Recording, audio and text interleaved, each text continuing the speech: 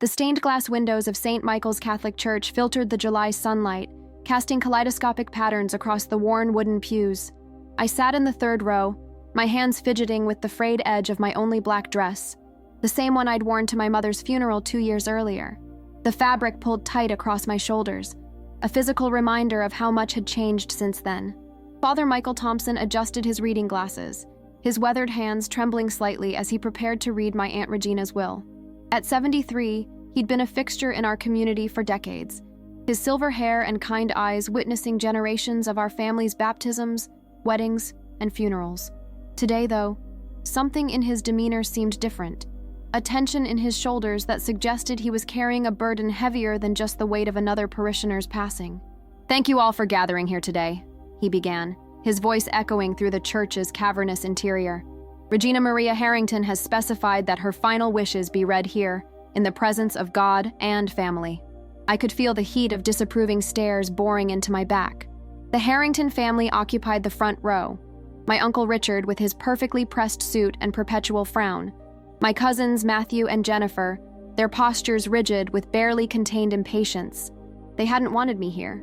The invitation had come directly from Father Michael, a fact that hadn't gone unnoticed by the family. My aunt's recorded voice suddenly filled the church, emanating from an ancient cassette player that Father Michael had placed on the altar. The sound was scratchy, distorted, but unmistakably Regina, imperious even from beyond the grave. "To those gathered, I leave my final testaments and wishes," she began, her aristocratic Boston accent cutting through the static. "To my brother Richard, I leave my collection of first edition classics, with the hope he might actually read one." A titter of nervous laughter rippled through the congregation. Uncle Richard's face remained impassive. "To my nephew Matthew, I leave my summer home in Cape Cod and its contents, with the exception of items specifically designated elsewhere." Matthew nodded, as if this confirmed what he'd always expected. "To my niece Jennifer, I leave my jewelry collection and personal investment portfolio, with the explicit instruction that she use it to finally start the business she's always talked about rather than continuing in a career that makes her miserable." Jennifer's perfectly composed face cracked momentarily, revealing a flash of vulnerability before she reassembled her mask. The recording continued, distributing various possessions to friends, distant relatives, and charitable organizations. I sat quietly, expecting nothing. I was Sarah Harrington only by a technicality.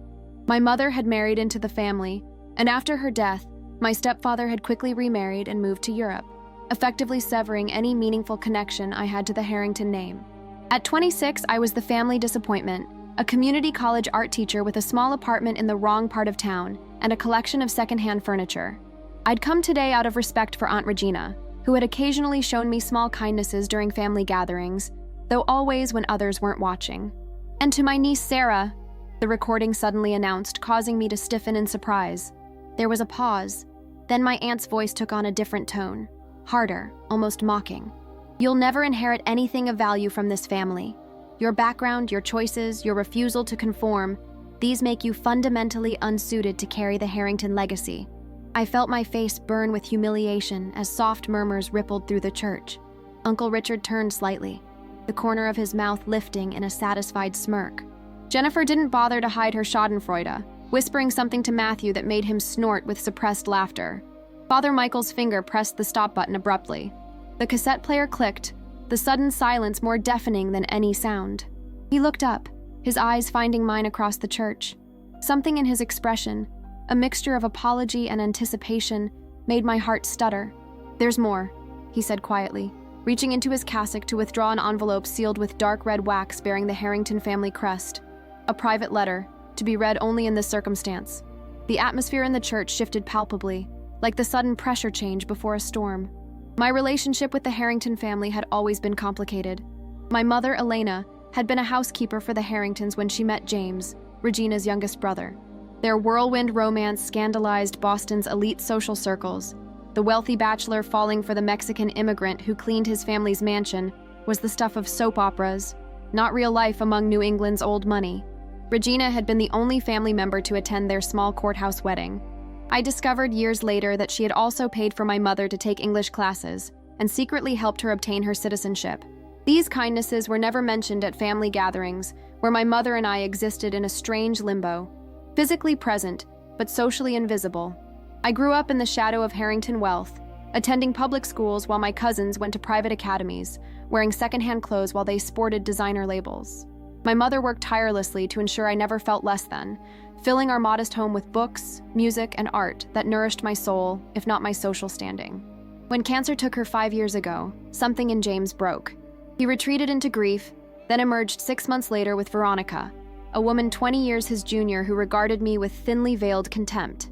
Their quick marriage and subsequent move to Switzerland effectively severed my last meaningful connection to the Harrington family. I stayed in Boston, finding solace in art, first as a student, then as a teacher at the community college. My tiny studio apartment became a sanctuary of creativity, its walls covered with student works and my own paintings. I found purpose in helping others discover their artistic voices, particularly first-generation Americans and children of immigrants who, like me, existed between worlds. Uncle Richard had always been the family patriarch, a corporate lawyer whose cold calculation was legendary in both boardrooms and family meetings. His wife, Catherine, was a socialite whose charitable work seemed designed more for photo opportunities than actual impact.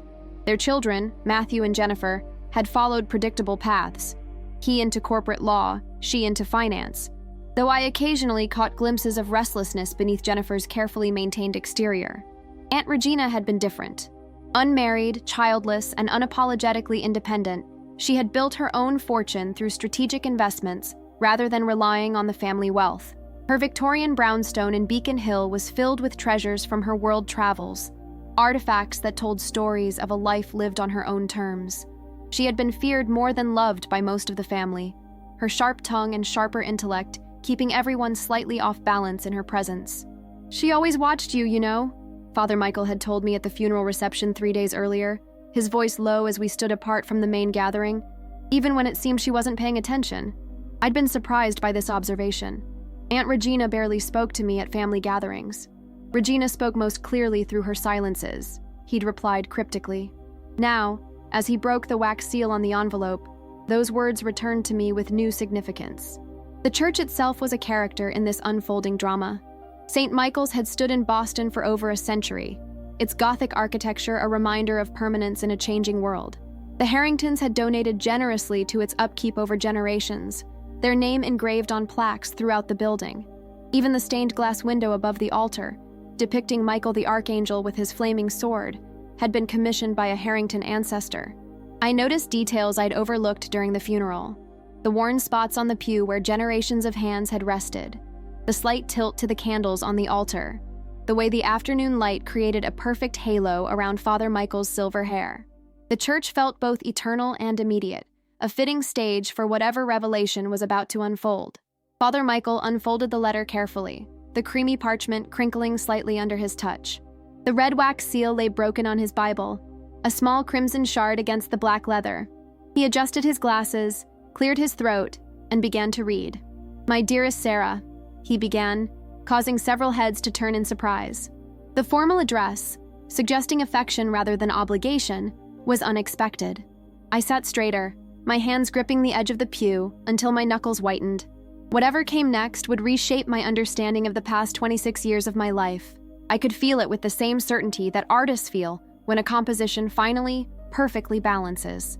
Father Michael's voice strengthened as he continued, each word clear and deliberate in the hushed church.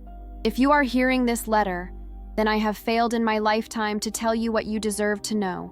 For that, I can only ask your forgiveness and offer you the truth in death that I could not give you in life. The Harrington family," Father Michael read from Aunt Regina's letter, "has maintained its position through careful curation of both its wealth and its story. What the family presents to the world, and to itself, is a carefully constructed fiction." A murmur rippled through the church. Uncle Richard stood abruptly, his face flushing dark red. "This is preposterous," he declared. "Father, I must insist that you stop this spectacle immediately." Father Michael looked up calmly, his expression resolute. "Regina specifically instructed that this letter be read in full, Richard. As her executor, I am bound to fulfill her wishes." "Then fulfill them privately," Richard hissed, "not as some public performance." She specified that it must be read here, in the church, with witnesses. Father Michael's voice remained steady. "Please sit down, Richard." For a tense moment, I thought my uncle might charge the altar, Instead, he slowly sank back into his seat, his body rigid with barely contained fury. As I was saying, Father Michael continued, returning to the letter, the Harrington legacy is built on a foundation of secrets. The most significant of these concerns, Elena Vasquez, Sarah's mother. My heart clenched at the mention of my mother's name. What could Aunt Regina possibly reveal about her that I didn't already know?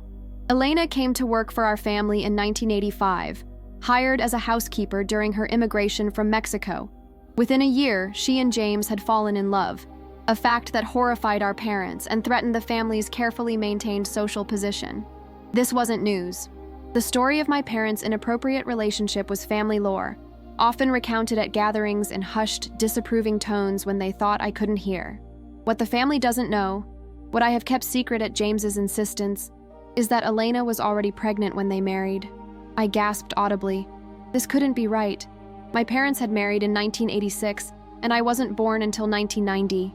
The child, a boy, was stillborn at 7 months. The grief nearly destroyed them both. Elena fell into a deep depression, while James buried himself in work. I alone knew the depth of their suffering, as I had accompanied Elena to her medical appointments when James couldn't risk being seen with her. My mind reeled. A brother I never knew had existed, a loss my mother had never mentioned. 4 years later, when Elena became pregnant with Sarah, they viewed it as a miracle, a second chance. James vowed that this child would have everything, would never know the pain they had endured.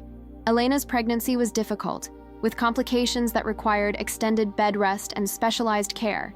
The medical bills were substantial. Father Michael paused, taking a sip of water before continuing. The church had fallen completely silent, every person present, hanging on each word. James came to me for help.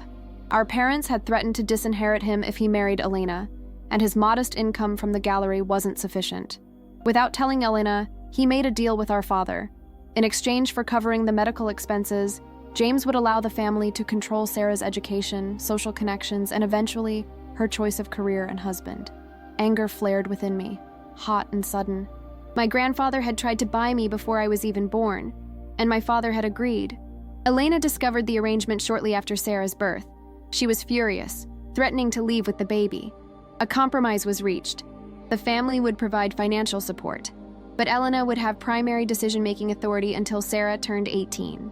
After that, according to the agreement, Sarah would be expected to assume her proper place in the Harrington family, including an appropriate education, career, and marriage.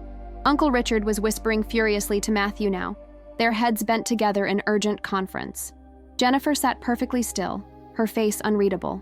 When Sarah was 12, Elena came to me in confidence. She had been diagnosed with stage 4 ovarian cancer and given less than a year to live. Her greatest fear wasn't death, but what would happen to Sarah afterward. She knew the family would immediately implement their plans, molding her daughter into their image of a proper Harrington. Tears burned behind my eyes. I remembered that year.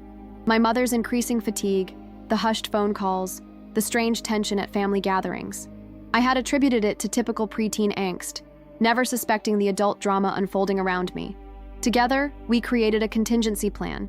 Elena established a separate trust fund for Sarah's education, one that Richard and the family couldn't control. I agreed to serve as trustee, ensuring the money would be used according to Elena's wishes, not the family's expectations. Uncle Richard stood again, his composure finally breaking. "This is slander. Father, I'm warning you." "It's not slander if it's true, Richard," Father Michael responded quietly. "I have the original documents in my office safe. Elena's signature, your father's signature, James's signature, all legally verified." Richard's face contorted with rage. "My father would never—" "Your father did," Father Michael interrupted. "And there's more." He turned back to the letter, his voice strengthening. What neither Elena nor I anticipated was James's complete abdication of responsibility after her death. His remarriage and move to Europe left Sarah effectively abandoned, a situation the family exploited, attempting to guide her toward their preferred path through isolation and emotional manipulation. I felt as though I'd been struck. All those years of subtle exclusion, of conditional invitations, of backhanded compliments, they hadn't been accidental slights but a coordinated campaign. The family's treatment of Sarah wasn't the only manipulation I witnessed. Father Michael continued reading. The Harrington approach to family management extends to every member, though in different ways. Jennifer shifted uncomfortably in her seat, her perfectly manicured hands clutching her designer handbag with unnecessary force. Jennifer's passion for sustainable fashion design was systematically discouraged. Her sketchbooks, which she thought well hidden in her childhood bedroom, revealed extraordinary talent. Yet Richard and Catherine pushed her relentlessly toward finance, using financial security as both carrot and stick until she abandoned her artistic aspirations. Jennifer's face crumpled slightly, a crack in her usually flawless composure. Matthew reached for her hand, but she pulled away. Matthew's sexuality has been an open secret for years, open to me at least. His roommate of 7 years, Daniel, is clearly more than a convenient way to split rent on a luxury apartment. Yet he continues the charade of occasional dates with appropriate young women from suitable families, fearing the family's reaction should he live honestly. Matthew's face drained of color. He stared straight ahead, his body completely rigid. Uncle Richard wouldn't look at him. Even Richard himself isn't immune. His ambition to run for state senate has been quietly crushed by our mother, who fears political scrutiny might uncover certain financial irregularities in the family's historical business dealings. Uncle Richard's knuckles whitened as he gripped the pew in front of him. The letter was systematically dismantling the Harrington family's carefully constructed facade, revealing the complex web of control and manipulation that bound them all. I felt a strange mixture of vindication and sadness. These people who had always seemed so superior, so untouchable, were actually prisoners of the same system that had rejected me. James's abandonment of Sarah wasn't simply grief or selfishness. The letter continued. Catherine threatened to reveal certain indiscretions from his past if he didn't create distance between himself and his daughter.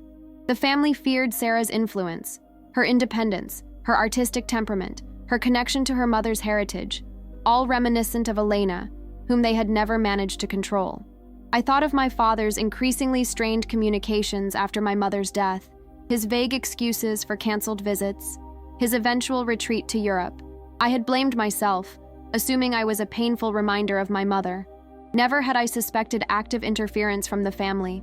My own complicity in this system weighs heavily on me, Father Michael read, his voice softening.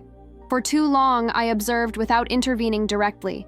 My occasional support of Sarah, my small rebellions against family expectations, these were insufficient acts of courage. Father Michael paused briefly, taking a sip of water. The church remained utterly silent, every person present transfixed by these revelations.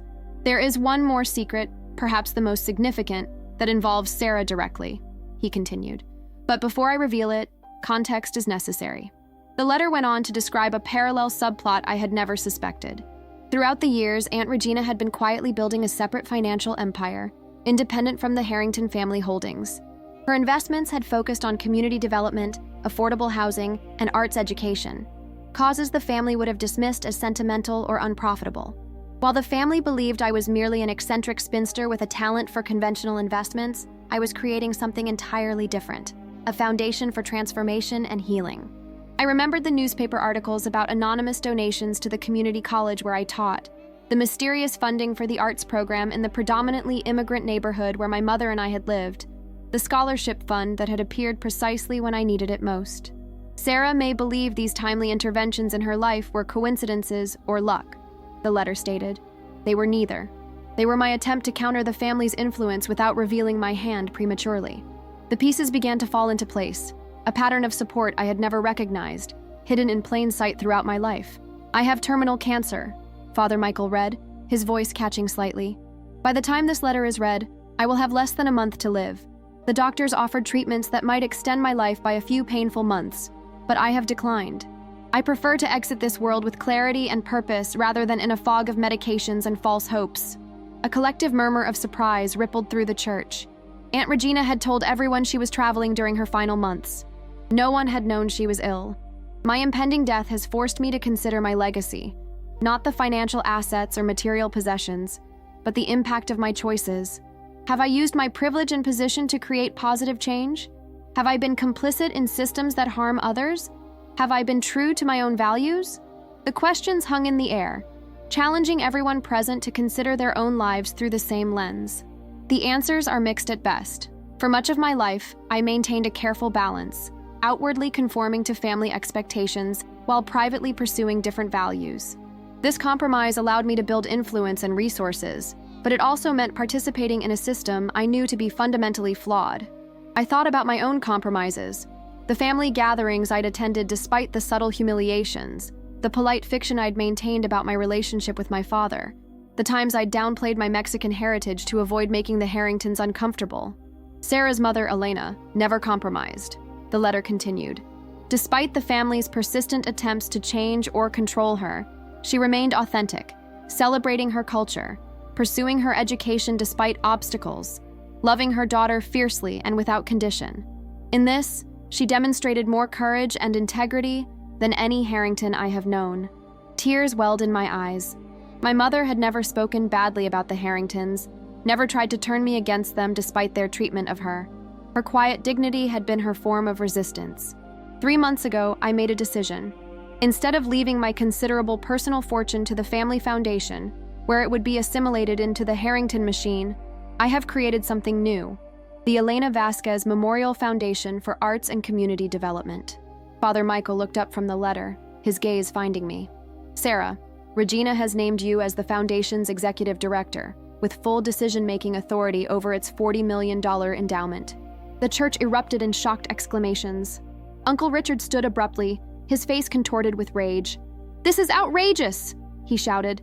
"She's not even a real Harrington. She has no business." "She has every business," Father Michael interrupted, his voice firm. "The foundation is Regina's personal creation, separate from family assets. Her will has been reviewed by 3 independent law firms and is legally unassailable." I sat in stunned silence, unable to process what I was hearing. $40 million. A foundation named after my mother. Executive director. The concepts refused to coalesce into a coherent reality. Additionally, Father Michael continued, returning to the letter, I am leaving my Beacon Hill brownstone to Sarah, along with all its contents. The art collection alone is valued at approximately $12 million. The property itself is worth considerably more. Uncle Richard looked as though he might have a stroke. Jennifer's perfect composure had completely crumbled, her mouth hanging open in shock. Matthew alone seemed almost relieved, a strange half-smile playing at the corners of his mouth. My decision is not meant as a rejection of my family, Father Michael read. Rather, it is a recognition that Sarah embodies the values I wish I had more consistently upheld: authenticity, compassion, and moral courage. She has built a meaningful life and career despite the family's efforts to control or marginalize her. She has remained connected to her mother's heritage while navigating a world that often demanded she deny that part of herself. The letter continued, outlining specific bequests to various family members. Smaller but still significant amounts designated for particular purposes. Jennifer would receive $2 million, but only for the purpose of starting her own sustainable fashion line.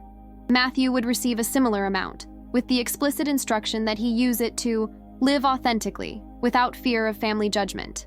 To Richard, Father Michael read, his voice steady despite my uncle's visible fury, I leave my collection of first edition moral philosophy texts with the sincere hope that he might find in them guidance toward a more compassionate understanding of family and legacy. The church had become a theater of reactions, shocked whispers, muffled sobs, and in Uncle Richard's case, barely contained rage.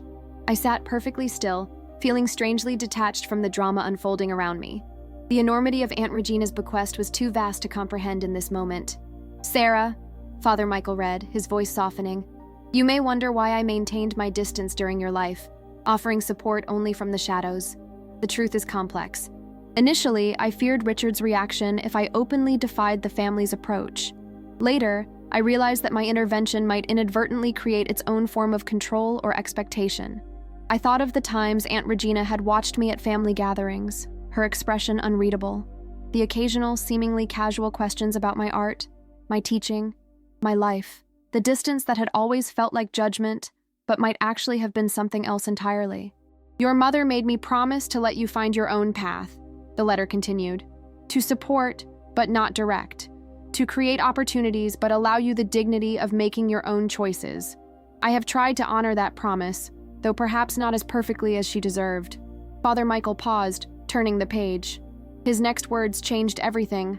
There is one final truth you must know. When your mother died, James was not your legal guardian. I was. The revelation hung in the air like suspended lightning.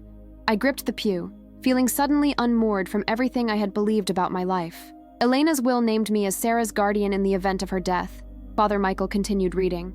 James knew this but chose to conceal it, allowing the family to believe he had legal authority over Sarah's upbringing. I permitted this deception, believing at the time that challenging it would create more harm than good. I struggled to process this information. Father Michael had been my legal guardian, the kind priest who had occasionally appeared at school events, who had sent birthday cards with oddly generous checks, who had somehow always been peripherally present in my life. He had had legal responsibility for me all along. This was my greatest failure, the letter acknowledged. By prioritizing family peace over your well-being, Sarah, I became complicit in James's abandonment and the family's manipulation. For this, I can only ask your forgiveness, though I deserve none. Father Michael looked up from the letter, his eyes finding mine across the church. The regret and apology in his expression were unmistakable. I should have fought for you, he said, his own voice replacing Regina's words for a moment. I will carry that regret to my grave. The church had fallen completely silent. Even Uncle Richard seemed temporarily stunned into inaction, his face a mask of conflicting emotions. The foundation I have created, Father Michael returned to the letter, is my attempt at atonement, not just for my failures regarding Sarah, but for my lifetime of compromise. The Elena Vasquez Memorial Foundation will support arts education for immigrant communities, affordable housing initiatives, and scholarships for first-generation American students. Jennifer suddenly stood, smoothing her designer skirt with trembling hands. I need some air, she murmured, hurrying down the aisle toward the door. Matthew started to follow, then hesitated, torn between family loyalty and some deeper impulse. Go, I heard him whisper to someone beside him, a man I hadn't noticed before, presumably Daniel. I'll handle this. Uncle Richard remained frozen in his seat, his expression shifting between rage, disbelief, and calculation. Aunt Catherine dabbed at her eyes with a monogrammed handkerchief, though whether her tears were genuine or performative was impossible to determine.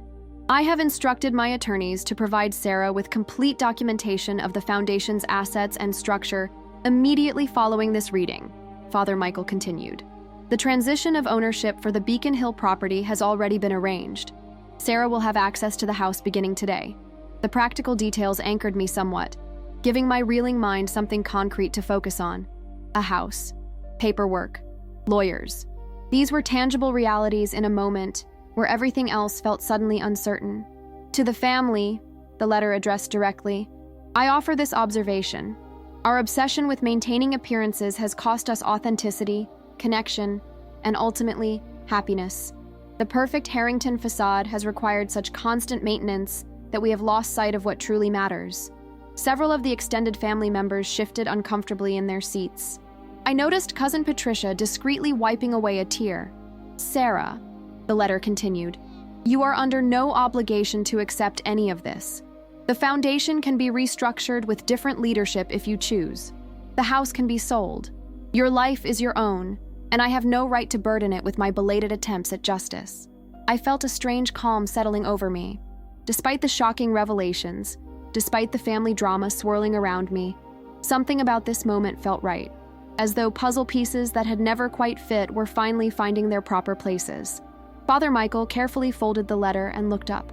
That concludes Regina's personal letter. There are additional legal documents to be reviewed privately with the affected parties. Uncle Richard finally found his voice. This will not stand, he declared, rising to his feet. The family will contest. You will lose, Father Michael interrupted quietly. Regina spent 2 years ensuring this arrangement is legally unassailable. 3 separate firms have verified every detail.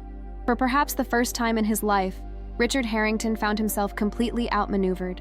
Matthew approached me slowly, uncertainty in every step. Sarah, he began, his voice uncharacteristically hesitant. I had no idea about any of this. Neither did I replied simply. What will you do? He asked. It was the question everyone in the church was wondering, though only Matthew had voiced it. I looked around at the Harrington family, these people who had shaped my life through both presence and absence, acceptance and rejection. They were all watching me, waiting for my response. I'm going to honor my mother, I said finally, and Aunt Regina. I'm going to build something new. The weeks following Aunt Regina's will reading transformed my life in ways I could never have anticipated. The practical reality of suddenly managing a $40 million foundation while processing decades of family secrets created a whirlwind of emotions and responsibilities. I stood in the grand foyer of Aunt Regina's Beacon Hill brownstone, my brownstone now, running my fingers along the ornate mahogany banister of the sweeping staircase. Sunlight streamed through stained glass panels, casting colorful patterns across marble floors. The house was magnificent, filled with museum-quality art and antiques, yet it also contained unexpected warmth in reading nooks, well-worn leather chairs, and photographs of places rather than people. She traveled extensively, Father Michael explained as he guided me through the house that first day. Always alone, always seeking something beyond what Boston society could offer. The study revealed the most surprising aspect of Aunt Regina's character. Alongside leather-bound classics and financial journals were books on social justice, community development, and immigrant rights. Dog-eared volumes of Mexican poetry shared shelf space with art books featuring Latino artists. A well-used Spanish grammar and dictionary suggested she had been learning the language. "She started studying Spanish after your mother died," Father Michael confirmed when I asked. "She never became fluent, but she wanted to honor Elena's heritage." This revelation, that my austere, seemingly judgmental aunt had been secretly learning my mother's native language, broke something open inside me. I sank into her desk chair and wept, releasing years of pent-up grief and confusion. Father Michael sat quietly, offering neither platitudes nor interruption. When I finally regained composure, he handed me a leather-bound journal. Regina kept detailed records of her thoughts and plans. "This one covers the last 5 years. She wanted you to have it." The journal revealed a woman I had never known, thoughtful, strategic, and deeply concerned with questions of justice and legacy. She had tracked my progress through college and into my teaching career, noting exhibitions I participated in, classes I taught, community projects I joined. Her pride in my accomplishments was evident on every page, though she had never expressed it directly during her lifetime. "Why didn't she tell me any of this?" I asked Father Michael as we sat in the garden behind the brownstone, surrounded by the late summer roses Regina had apparently tended herself. "Fear, partly," he replied, his eyes following a monarch butterfly that danced among the blooms. "Fear that Richard would retaliate against you if she showed obvious favoritism. Fear that her influence might unwittingly push you toward choices that weren't truly your own." He sighed, the weight of his own regrets evident in the slump of his shoulders. But it was also pride, the famous Harrington pride that prevents vulnerability, that equates emotional honesty with weakness. By the time she recognized this flaw in herself, her illness was advanced, and she struggled with how to bridge the gap she had allowed to form. The journal entries from her final months were particularly poignant. Reflections on opportunities missed, connections not made, words left unsaid. She had watched me from a distance, approving of my choices while never letting me know, trapped in patterns of communication established generations before. Establishing the foundation became my anchor during this period of emotional turbulence. I assembled a board that included community leaders from immigrant neighborhoods, arts educators, and housing advocates. Their expertise guided me as I navigated the unfamiliar world of philanthropic management. "You're doing something revolutionary," observed Marisol Rodriguez, a community organizer I'd appointed to the board. "Most family foundations maintain control within the family. You're deliberately sharing power with the communities you aim to serve." "It's not my money," I explained. "It's a resource I've been entrusted to steward." This perspective, seeing myself as a steward rather than an owner, helped me navigate the sudden wealth without becoming defined by it. I continued teaching at the community college, though I reduced my course load to accommodate foundation responsibilities. My students' creativity and determination reminded me daily of why this work mattered. The Harrington family's reactions varied dramatically. Uncle Richard and Aunt Catherine maintained a rigid silence, refusing all attempts at communication. Jennifer surprised me by reaching out, hesitantly at first, then with increasing openness. "I've started designing again," she confided during our first awkward lunch. "Just sketches so far, but it feels right, like coming home to myself." Matthew's transformation was perhaps the most profound. 2 months after the will reading, he invited me to dinner at his apartment, where he and Daniel openly lived as a couple. "I've resigned from the firm," he announced as Daniel served a home-cooked meal that revealed years of domestic partnership. "I'm joining the ACLU's LGBTQ+ rights project as legal counsel." "Richard must be thrilled," I commented dryly. Matthew laughed, a genuine sound I'd rarely heard from him before. "He's threatened to disown me, but Aunt Regina rather brilliantly made that threat irrelevant. I have enough to live comfortably while doing work that matters. To Aunt Regina, Daniel proposed a toast, raising his glass. The stealth revolutionary of Beacon Hill. My relationship with Father Michael evolved as well. Our shared guilt over past inaction, his regarding my guardianship, mine for accepting family treatment without challenge, created a foundation for authentic connection. We can't change the past, he said during one of our weekly meetings to discuss foundation business, but we can learn from it. Regina understood that toward the end. 6 months after the will reading, I finally felt ready to visit my mother's grave. I brought fresh marigolds, her favorite, and Regina's journal, reading aloud the passages that revealed my aunt's secret admiration for Elena's courage and authenticity. You were right about so many things, Mom, I said to the quiet cemetery. About staying true to yourself, about making art that matters, about finding family beyond blood. A gentle breeze stirred the flowers, carrying the scent of approaching autumn. For the first time since her death, I felt my mother's presence not as an absence, but as a continuing influence, a legacy that lived in my choices, my work, my determination to create beauty and meaning. I'm keeping my promise, I told her. I'm building something new. 1 year after Aunt Regina's revelation, the Elena Vasquez Memorial Foundation prepared for its formal public launch. We had spent months working quietly, establishing programs and partnerships, but now it was time to step into the public eye. The foundation headquarters occupied the ground floor of a converted warehouse in the same immigrant neighborhood where my mother and I had lived. I had deliberately chosen this location rather than a prestigious downtown address, wanting our physical presence to reflect our mission. The media list for the launch event is finalized, reported Gabriella, our communications director and a former student of mine. We've got confirmed attendance from the major outlets, plus community papers and arts publications. I nodded, studying the architectural renderings spread across the conference table. Our first major initiative, a combined affordable housing and community arts center, would break ground next month.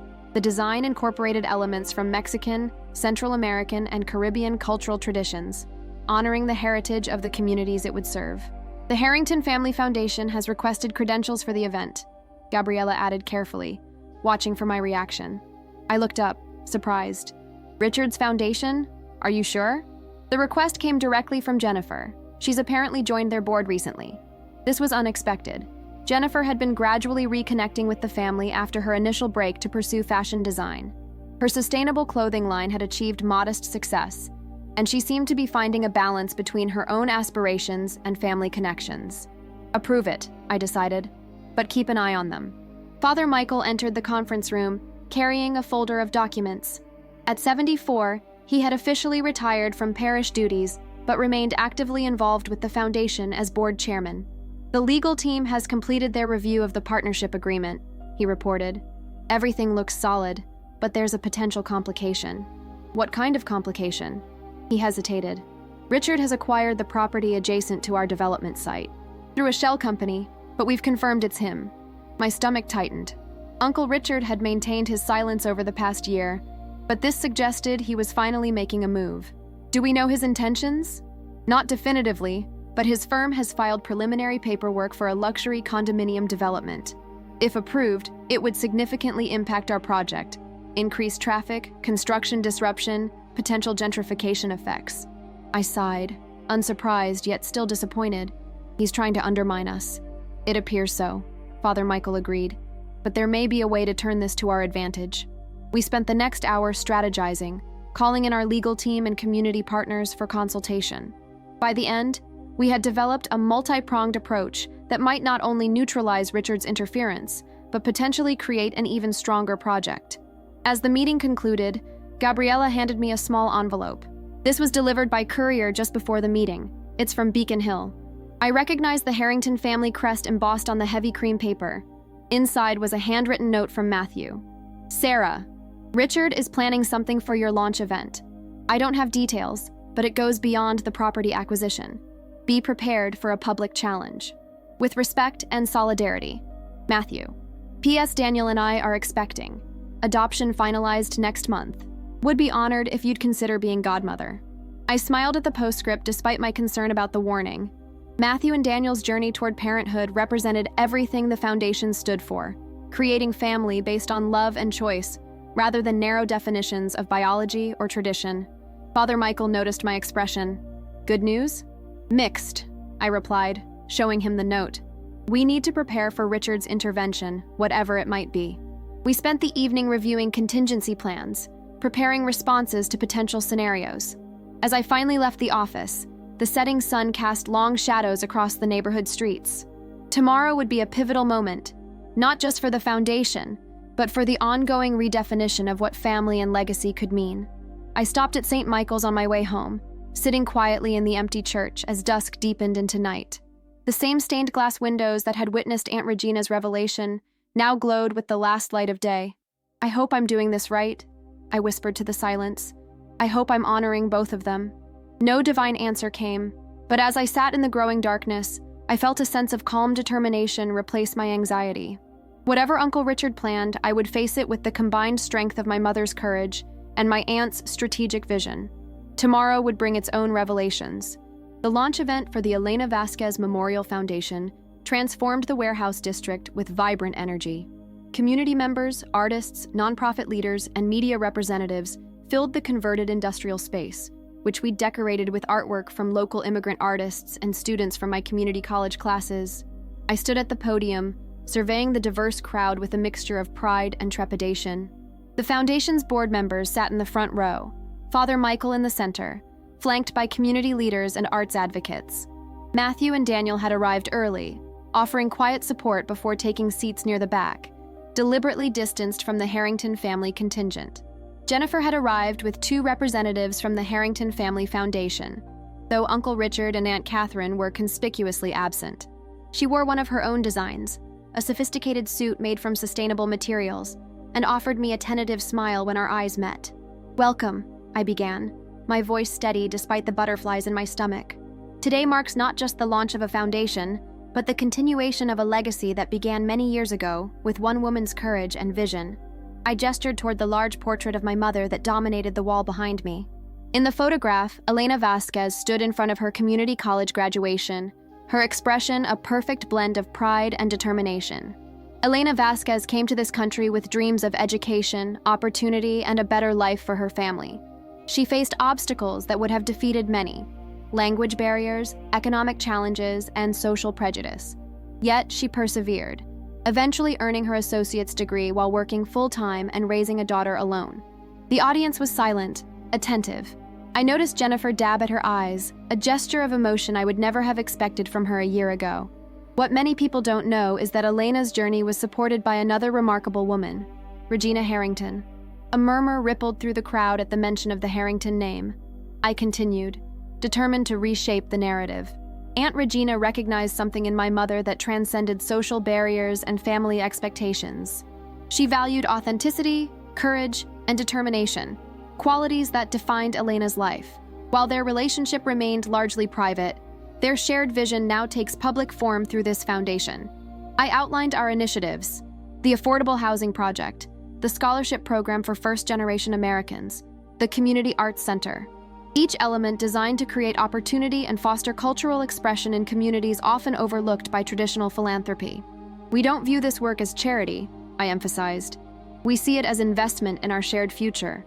Every community contains brilliant minds, creative spirits, and determined hearts. Our role is simply to remove barriers and create platforms for that brilliance to flourish. As I prepared to introduce our community partners, the back doors of the venue swung open with dramatic force. Uncle Richard strode down the center aisle, flanked by 2 men in expensive suits carrying briefcases. A photographer trailed behind them, capturing the moment. "I apologize for interrupting," Richard announced, his voice projecting to reach the entire room without a microphone. "But I believe this audience deserves to hear the complete truth about this foundation and its origins." Jennifer looked mortified, shrinking in her seat. The Harrington Foundation representatives exchanged uncomfortable glances. Father Michael rose from his seat, but I gestured for him to remain seated. This confrontation had been inevitable from the moment Regina's will was read. "The floor is yours, Uncle Richard," I said calmly, stepping aside from the podium. Richard took the stage with the confidence of a man accustomed to commanding rooms. His tailored suit and perfectly knotted tie projected authority and tradition. "The Elena Vasquez Memorial Foundation," he began, his tone deliberately measured, "represents the misguided final wishes of my sister, Regina Harrington. While Regina's generosity is commendable, Her decision to place a substantial portion of Harrington family wealth under the control of an inexperienced art teacher raises serious concerns about responsible stewardship. A tense murmur ran through the audience. I maintained a neutral expression, allowing him to continue. The Harrington family has a century-long tradition of strategic philanthropy. We believe that wealth comes with responsibility that requires financial expertise and social understanding that can only come from proper training and background. His implication was clear. I lacked the necessary pedigree to manage Regina's fortune. Therefore, Richard continued, opening one of the briefcases his associates had placed on the podium, I am announcing today that the Harrington Family Foundation is launching its own initiative in these same communities. Our development will create jobs, improve infrastructure, and raise property values throughout the neighborhood. He gestured for the photographer to approach, holding up architectural renderings of a gleaming high-rise complex. The Harrington Plaza will be a billion-dollar investment, bringing luxury residences and high-end retail to this transitioning area. The room erupted in murmurs as community members recognized the gentrification threat this development posed. Richard had cleverly positioned his project as community improvement while effectively undermining everything our foundation stood for. Additionally, he continued over the growing noise, we have filed a legal challenge to Regina's will, citing evidence of undue influence during her final illness. We believe the court will recognize that her judgment was impaired by both medication and manipulation. He looked directly at Father Michael as he said this, the accusation clear. The murmurs grew louder, the atmosphere tense with conflicting emotions. I stepped forward, reclaiming the space beside Richard rather than waiting my turn. This moment would define everything we had worked toward over the past year. Thank you, Uncle Richard, for making our point so eloquently, I said, my voice clear and steady. He blinked, momentarily thrown by my calm response. This, I gestured toward his renderings, is precisely why the Elena Vasquez Memorial Foundation exists, to ensure that community development serves the actual community, not outside investors. I turned to address the audience directly. My uncle has just demonstrated the fundamental difference in our approaches. The Harrington model imposes development from above, assuming that luxury apartments and high-end retail will somehow benefit the people actually living in this neighborhood. Richard attempted to interject, but I continued, my voice strengthening. Our foundation believes in development from within, supporting existing community members to build sustainable housing they can actually afford, creating spaces for cultural expression that honors their heritage, and ensuring that economic growth benefits those who have invested their lives here, not just their money. The audience began to applaud, community members rising to their feet. Richard's face flushed with anger and surprise. As for the legal challenge, I added, we anticipated it, which is why Regina ensured that every aspect of her will was documented with multiple witnesses, including medical professionals who attested to her mental clarity. Father Michael stood now, joining me at the front. The court has already rejected a preliminary challenge 2 months ago, he added. The judge's ruling specifically noted the consistent pattern of Regina's private philanthropy over decades, all supporting the same values expressed in her final wishes. Richard's carefully orchestrated moment was unraveling. The photographer who had accompanied him was now capturing his discomfort rather than his triumph. Uncle Richard, I said, lowering my voice so he had to lean closer to hear me, you don't have to be our adversary. There's room for collaboration that would benefit everyone, including the Harrington legacy. For a brief moment, something shifted in his expression, a flash of uncertainty, perhaps even respect. Then, the mask of authority returned. This isn't over, he said quietly, gathering his materials. No, I agreed. It's just beginning. As Uncle Richard made his dignified retreat, the room transformed. What could have been a moment of division instead catalyzed unexpected unity. Community members approached the podium, sharing stories of how gentrification had already threatened their neighborhoods and expressing gratitude for a foundation that prioritized their needs. Jennifer surprised everyone by publicly separating herself from her father's position. The Harrington Family Foundation does not unanimously support the approach presented today, she announced, her voice trembling but determined. As a board member, I advocate for collaborative rather than competitive community development. This small act of courage, opposing her father publicly, represented her own journey toward authenticity.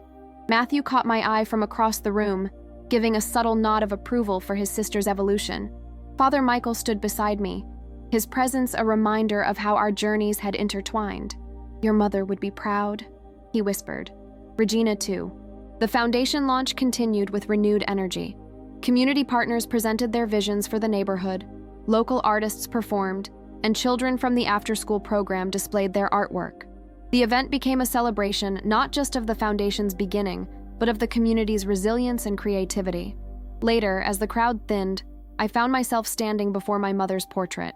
The photographer had captured her essence, the quiet determination, the hint of mischief in her eyes, the unwavering dignity that no circumstance could diminish. "I kept my promise, Mom," I whispered. A hand touched my shoulder gently. I turned to find Matthew, Jennifer, and Father Michael standing together, an unlikely trio united by shared purpose despite their different paths.